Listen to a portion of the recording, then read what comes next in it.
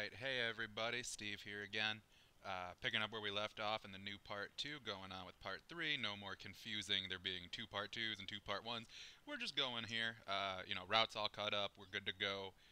We're about to fight Phantoon, and we're going to be using just the easiest strategy. It's not the fastest, it's not the most efficient, but this boss is really hard, and doing him quickly using a technique, it's an attack called X Factor. It's really hard to do, and it takes a lot of practice, and it's not something that you want to do your first couple times. So we're just going to fight him the normal way, and what we're going to do here, make sure Ice Beam's off. Last part I was talking about how most of the time on bosses you do want Ice Beam on because it does extra damage.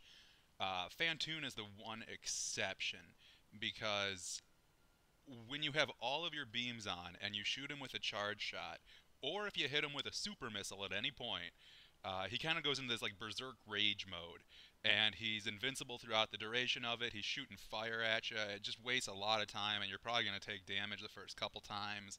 But you can avoid ever seeing that by just keeping Ice Beam off. So we're just charging up, and when we're charged, we have what's called a pseudo screw attack here. Lets us spin jump, not flip jump, through these little blue fires, so they won't do damage. You can shoot them to get power ups too, and using this method, we will be taking a pretty good amount of damage. So you might want to do that. You want to wait for his eye to open, and then you want to hit him when his eye opens. You want to try to get him 3 times per cycle, and there's going to be 4 of these cycles.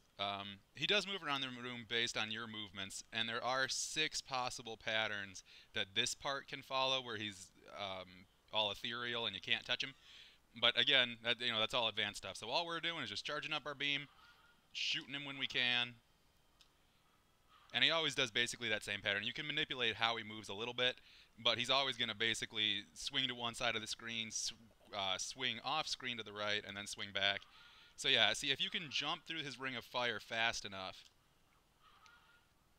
and shoot him in the eye right when he first opens it, you don't even need to wait for him to like disappear and reappear. You can just hit him right away and get him into that phase, and that's kind of the goal. Stay close to him.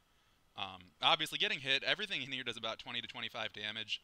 So it does not much individually, but it adds up really fast because you're going to get hit a lot in this fight. Like, just the way he moves is so erratic, and the room is so small that it's really hard to dodge. It's almost impossible. If you want to do it with any sense of speed. I don't know what just happened there. This should be the end of the fight, though. Yeah, he's dead. Takes four cycles, 12 shots. Real easy. I know in the first version of Part 2, I said there was a way to do it in 3. I think there is, but I can't remember what it is. I tried a couple things. Nothing worked. So, just ignore that whole Part 2. It was bad. I don't know what I was doing. So anyway, that's Phantoon, though. The easy, dirty way to do it. Okay, and now that he's dead, the wrecked ship turns on. The robots are moving. There's enemies that aren't just little ghost guys. Yeah, there's little sparks of electricity that do damage, so look out for them.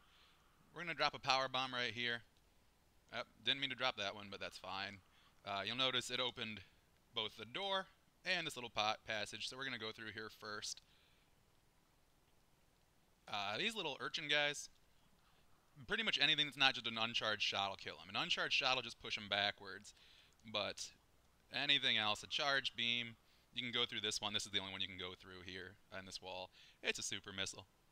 We'll be getting a few super missiles this part, and I don't know exactly where this part's going to end. I have an idea, but we're going to just see how long it takes to get everything done, because I'm really not sure. I've never looked at the timing of individual segments before. And again, this is live commentary, so sorry if I'm a little awkward or distracted or anything. So now that we're done in there, we're going to come back in here and get more super missiles. So we just went from 5 to 15 in the course of about a minute. So that's pretty cool. It's pretty cool. And keep in mind, we still don't have the original super missile, the one that you're supposed to get first after spore spawn. We still haven't grabbed that, but we will eventually. Now this part, you want to open that door. You can do it while you're running up if you're not bad, but I'm bad. And you want to get running as fast as you can before you get in this room, because it's water, and you want to be able to do that. Spin jump out of it. If you break the surface of the water, but you're like against the wall, you can just wall jump up if you're quick. But yeah, you need to get that speed before getting into the room because otherwise the water's going to slow you down too much and you won't be able to get up here. You'll have to backtrack after you get the gravity suit. This room is the worst. These guys do a lot of damage, these little spiky platforms. So I would actually suggest I just damage boosted through it there. So if you want to do that, face backwards, so that your back is to the direction you want to go. Jump up, hit a spike on purpose, hold jump the entire time, and right as you get hit, uh, press the opposite direction. So press the opposite of the way you're facing. So press the way that you actually want to go, and you will go flying like I did and avoid it. But otherwise, if you don't want to do that, I would strongly recommend going into your menu and turning off high jump boots because it makes that whole room a lot easier. And I'm doing it for this room. There are grapple blocks here. That's what those little cross blocks are. That's what your grapple beam is for. They can link onto that. So, I fell. I'm gonna die probably. That's not good. So these are water physics before you have the gravity suit. They're the worst. They're the worst things in the world. And obviously I did this on purpose just to show you what would happen if you fell. So again, to avoid any risk of falling, these little crochet blocks up here, you can grapple on and swing across. Notice though that they are all cracked, so they will break if you stay on them too long. This is my other way of doing it. These little platforms sink, so if you let it sink a little bit before you jump, which is what I didn't do that last time, you can get up here and grab this energy tank.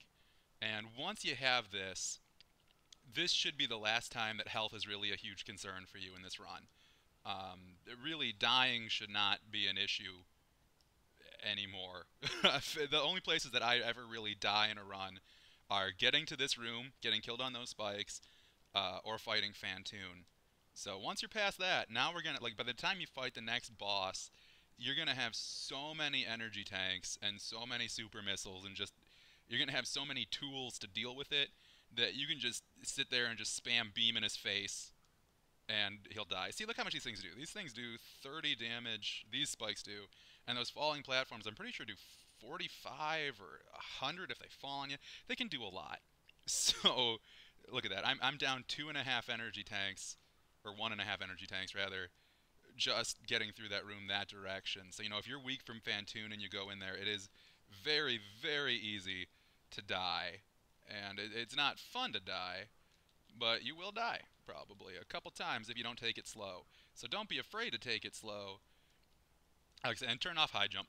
That's the main thing. Turn off high jump. Makes it a lot easier. Also, you need it for the next room. Okay, so in here we're going to just kill these guys, and you can do whatever you want to kill them. I'm using missiles. I don't know why. You want to come over here and kill this little ball guy. You want to kill the ball guy. And then you want to run over here. And that was a short charge. That's the fastest way to do it. Otherwise, you can just go through and just shoot those guys if you can't do that. So that door was metal. You notice it started flashing because we killed all the enemies in the room. Shoot it to open it. That way you don't need to kill all the enemies again when you come back through in a second. But we are actually going back over to this side to get another item first. And the reason that we ran over, we killed that one orb on this side is that was the only enemy that way. These little guys, you shoot them, you can corral them.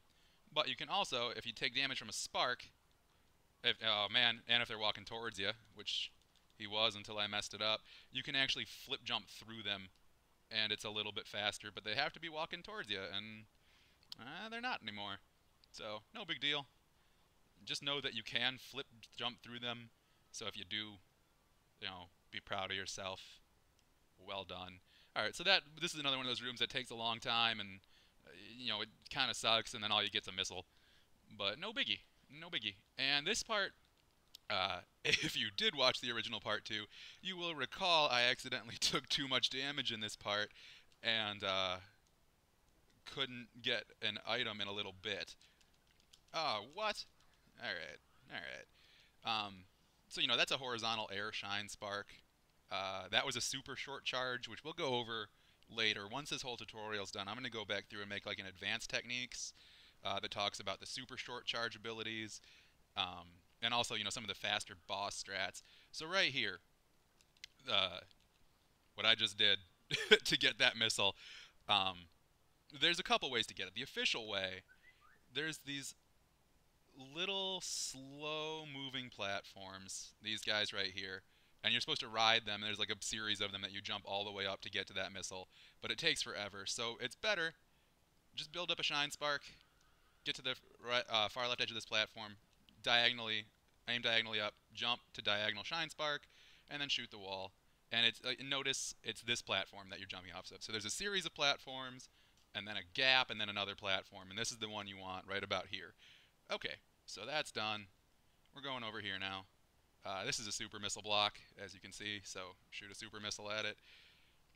This missile pack, be careful picking it up. Don't get too much momentum and like roll into it really hard, because I can talk. The platform it's on is actually a crumble block.